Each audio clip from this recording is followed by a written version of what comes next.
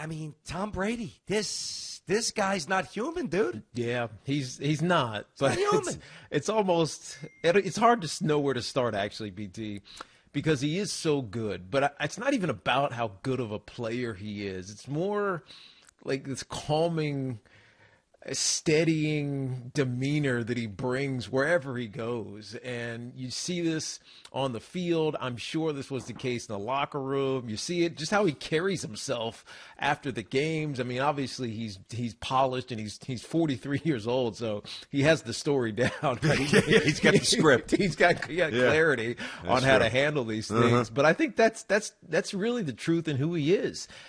He doesn't panic, and we've seen this throughout his career, BT, no matter what the circumstances is. They were showing a replay, I guess it was yesterday, maybe it's 2 days ago, over the weekend, of his but game-winning drive against the Rams, when, he basically is dinking and dunking, hit the running back twice, and he hits a tight end, then he hits a fullback, and all of a sudden they kick the game-winning field goal. He's 26 years old at that time, and it was just a calmness about him. And now you fast forward to now, and you still see that, but with just a greater acumen. He's amazing that he's able to do this at such a great age. But there's so much credit to go around for this Bucs team. Oh, no question. Obviously, it's the players, and obviously it's the coaches. The Jason Light, the general manager, he deserves a ton of credit for how he put this team together.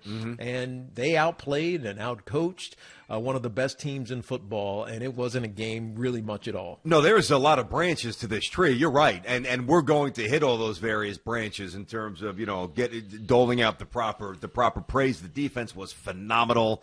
Todd Bowles was indeed pretty much the key to the game. But you got to start with Brady, and that's why we're going there. Listen, this stat is amazing. Tom Brady has more Super Bowl wins than 18 franchises combined. If you take, just let this resonate in your mind for a moment. If you take the following teams: the Bears, the Eagles, the Jets, the Rams, the Saints, and Seattle, the Bengals, the Bills, the Browns, Cards, Chargers, Falcons, Jags, Lions, Panthers, Texans, Titans, and Vikings, and add them all up, all their championships, Tom Brady has more. What? I mean, now I know that you could bring in the Yogi Berras for sure. We love Yogi. Bill Russell for sure. They literally have more hardware, but not to say that it was easier for Russell, but it was a different time. Excuse me, easier to dominate the sport. Fewer teams, far less athletic. Same with Yogi Berra. They had the best team by far in baseball, and he was a part of it. But, I mean, when you're the quarterback in the NFL and you win for varying degrees, but obviously high degrees, for 19 years, right? And everybody asked the question over and over: is it the coach? Is it the quarterback? Is it the system? Is it the quarterback? Is it a combination? What is it? Yeah. And the first year that you play away from the franchise, that we always lump that question together in, their quarterback was the worst in football, right? They've had the worst season they've had in 2+ decades, and the team that Brady goes to wins the Super Bowl. Yeah. I mean, it's crazy what this guy does. It is, but it's crazy. Also... I've stopped fighting it. I just enjoy it Here's now. a contrary view. Not contrary, but it's just a different tangent of the view. Because I mentioned Jason Light. He's their general manager. And think about the team that he put together. I mean, he drafted so well Devin White, who we've raved about this entire postseason, really his entire young career at this point. And Winfield Jr., who got into a trash-talking match with Tyreek Hill, throwing up the peace sign, because that's what Tyreek Hill did to them 3 times back in early November. You think about the free agents that he brought in. He traded for JPP, Shaq Barrett, who nobody knew about. He was able to get Tom Brady and Gronk and AB, but all of this talent there goes to the acumen of the head coach, who expressed what he wanted, and the general manager who went and got him. Now, I've said this many times, I've come to believe in this wholeheartedly. Okay. You gotta have a Hall of Fame quarterback if you want to win a Super Bowl. In some ways, doesn't it feel like, because he did such a great job building this team, Jason Light, that Tom Brady coming here because he built a team that any good quarterback would want to go to, right? Yes. Doesn't it feel like this is almost Tom Brady going the way of super teams in the NBA.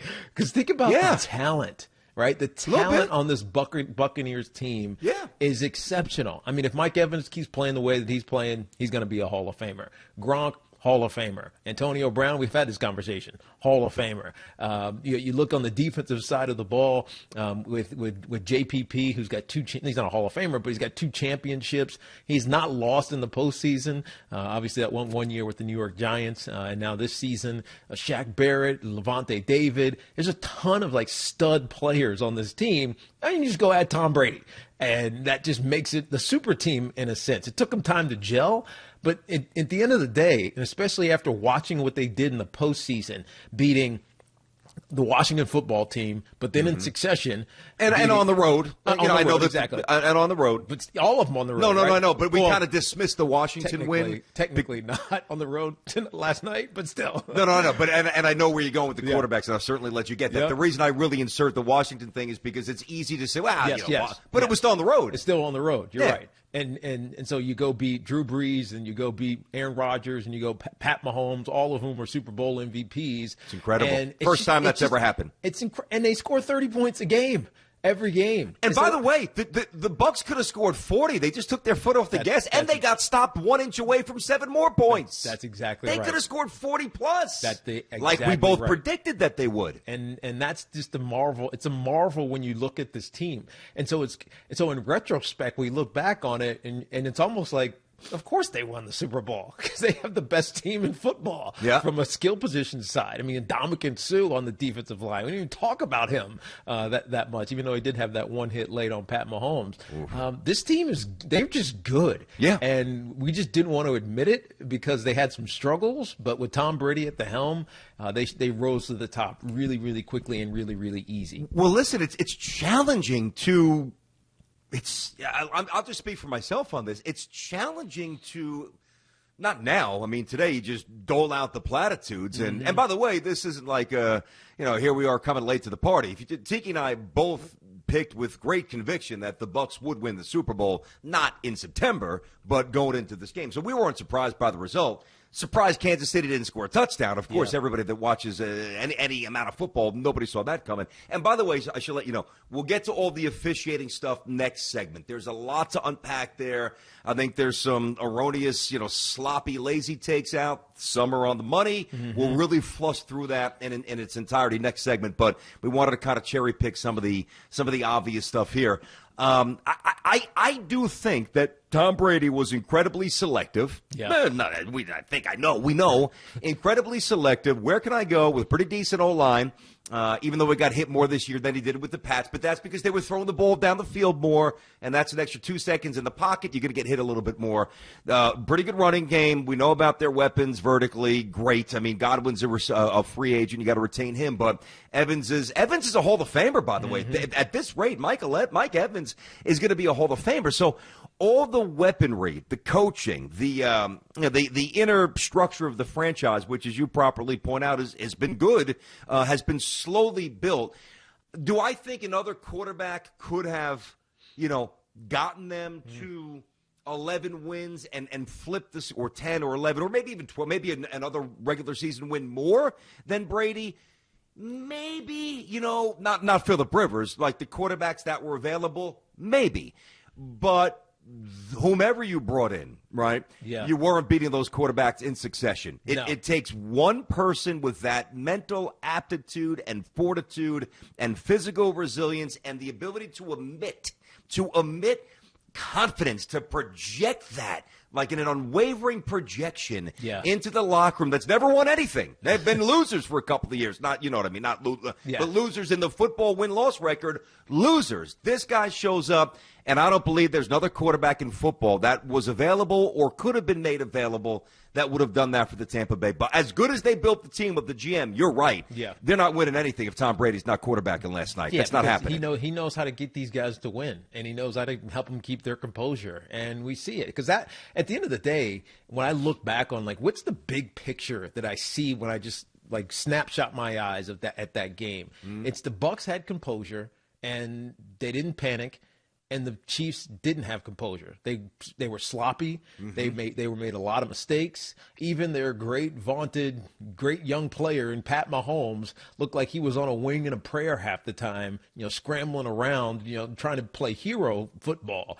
But it's also a coaching thing, BT. I mean, we talked about this in our Slack channel leading up to the day to our show today.